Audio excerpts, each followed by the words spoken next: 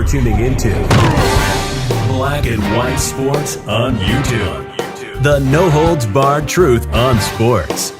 The main event starts now. I'm back. Road Rants for Black and White Sports. It seems that LeBron James and Nike have been called out once again by one of our favorites. This time it is the great Jason Whitlock from The Blaze. And of course, Jason has a podcast, Fearless. It is my new favorite podcast. Very good. This last week, he took to task talking about 10 sports media celebrities that he knows, has worked with, and his own feelings about them. It was very interesting. And so I encourage you, I'll leave a link down pinned in the comments to his new podcast. It is worth it becoming a regular part of your listening routine. Now, this is from The Blaze. He has went after China and LeBron James, and he explains very clearly, Nike, well, Michael Jordan was for America, and LeBron James is for China. Very interesting. The Bible offers a reasonable explanation why Nike and LeBron James hate America. And I found this really interesting. I wanted to share it with you guys. Last week, Nike CEO John Donahoe inadvertently explained the difference between NBA legends Michael Jordan and LeBron James. In a conference call with Wall Street analyst, Donahoe described the shoe brand's commitment to China. And I cannot believe that a CEO in America would literally go out of his way to detail how committed they are to communist China, but he truly did that. Nike is a brand that is of China and for China. Unbelievable. Donahoe, who joined Nike in January 2020, according to Yahoo News, Donahoe spent his first weeks as CEO scoping out Nike's operations in China. The Bible and common sense has spoken authoritatively on the Portland, Oregon founded-based company's dilemma. Quote, no one can serve two masters. Either you will hate the one and love the other, or you will be devoted to one and despise the other. Matthew 6:24. Nike cannot serve America and China. It has chosen its master, and it is not us. China is a communist-run, authoritarian, racist country. America is a democratic republic pursuing freedom and fairness. You can't be of China and for China and serve America.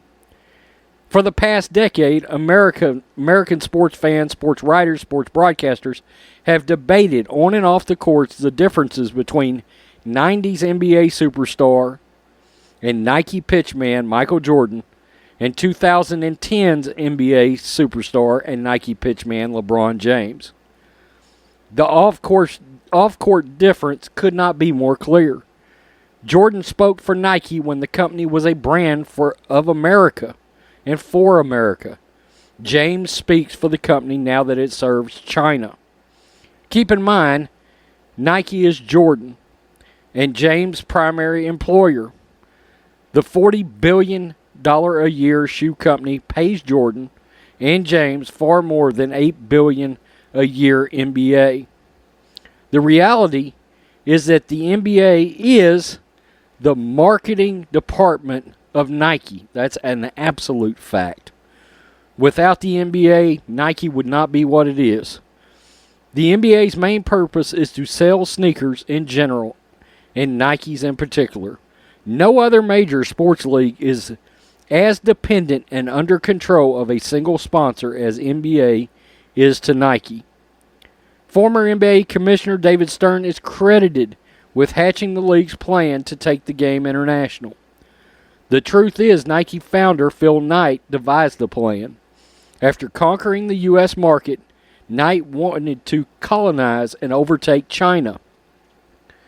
We've always taken a long-term view, Donahoe told the Wall Street analyst on Thursday. We've been in China for over 40 years. Phil invested time and energy in China in the early days, and today we're the largest sports brand there. Nike instructed Stern to prioritize international growth. That is why the NBA has zero interest in preserving and protecting college basketball. America's college stars do not resonate in China. Unlike the NFL, which benefits from ready-made stars that enter the league from college, the NBA hasn't authentically supported rules that would keep players, future players, on college campuses for 3 or 4 years. And I got to tell you, college basketball is not nearly as good now as it was 15, 20 years ago. But let me get back to Jordan and James.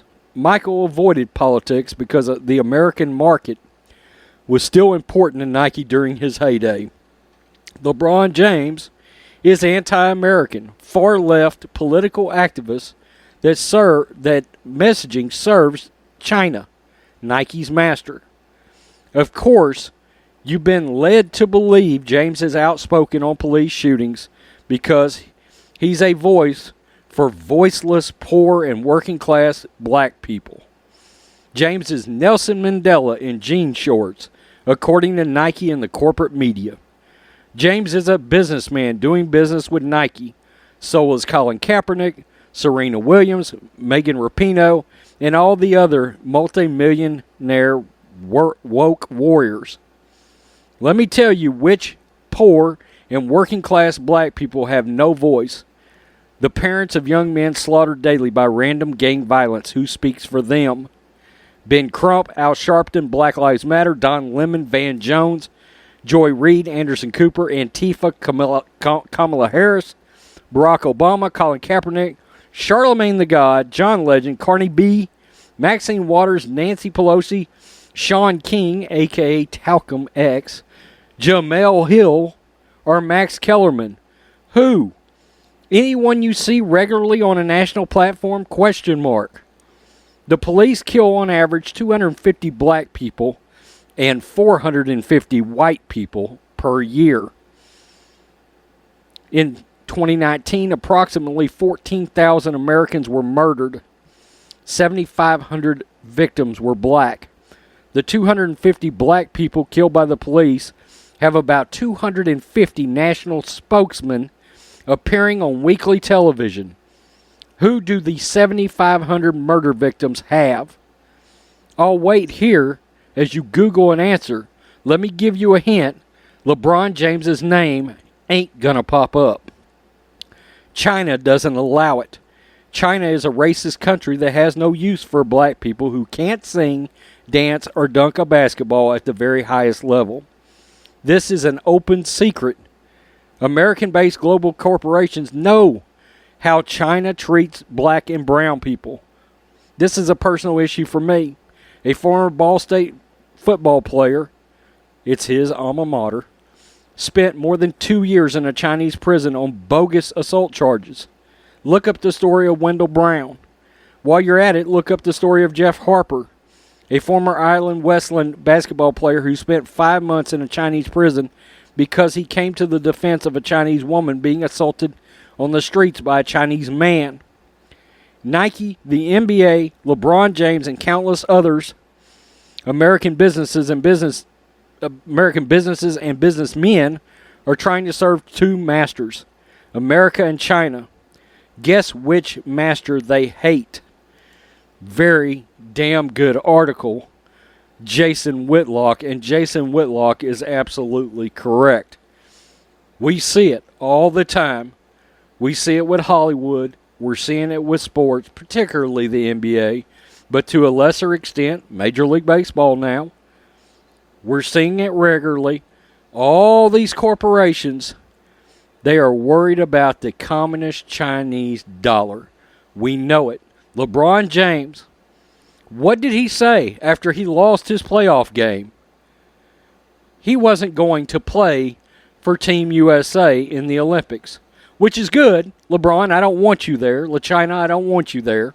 I don't think you belong. You hate America.